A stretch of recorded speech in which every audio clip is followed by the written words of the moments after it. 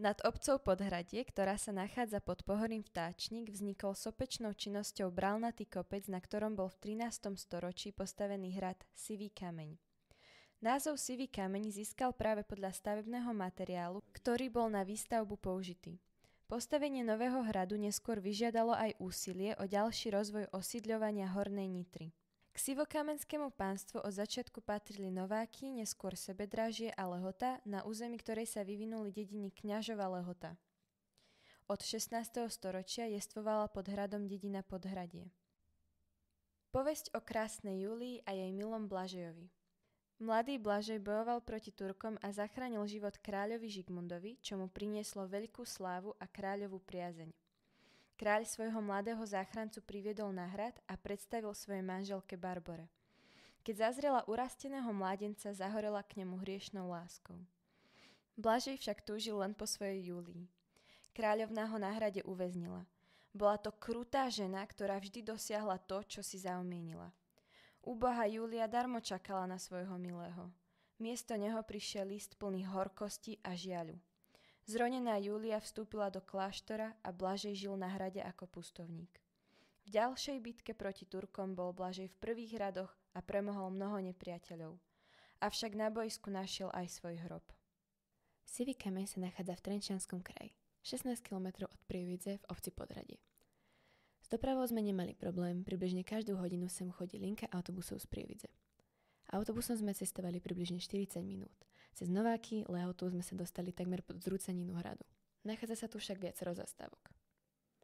Cesta na hrad začína pár metrov za rodinnými domami. Nahodili sme ležerné tempo a vydali sa na prechádzku. Videli sme mnoho informačných tabúľ o histórii Sivého kameňa. V uliciach dediny sa k nám priplietol neznámy psík, ktorý nám spríjemnil cestu hore a takisto aj cestu naspäť. Na hrad viedli úzke chodníčky a mnohé veľké skaly, s ktorými psík nemal problém. Vyšplhal s nami až na samý vrch zrúcaniny. Na základe skromných pozostatkov po hrade sa dá predpokladať jeho rozloha a stavba. Vo východnej časti hradu sa nachádzala jeho najstaršia a pravdepodobne aj jeho jediná obytná časť. Bol to horný hrad, palác a k nemu patriaca štvorboká väža nachádzajúca sa vo východnej časti hradu.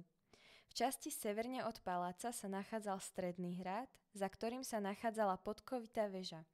V západnej časti hradu sa nachádzali v poradí z juhu predbranie, väžovitá vstupná brána a nakoniec dolný hrad.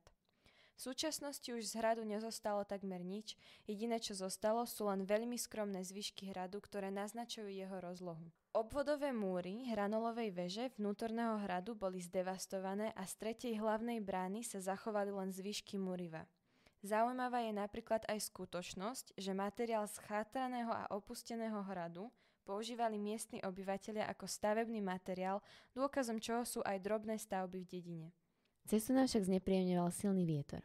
Na mieste, kde kedysi stál hrad, sa momentálne nachádza vyhliadka, z ktorej sa môžete pokochať krásnym výhľadom na dedinu Podhradie za každého počasia alebo obdobia.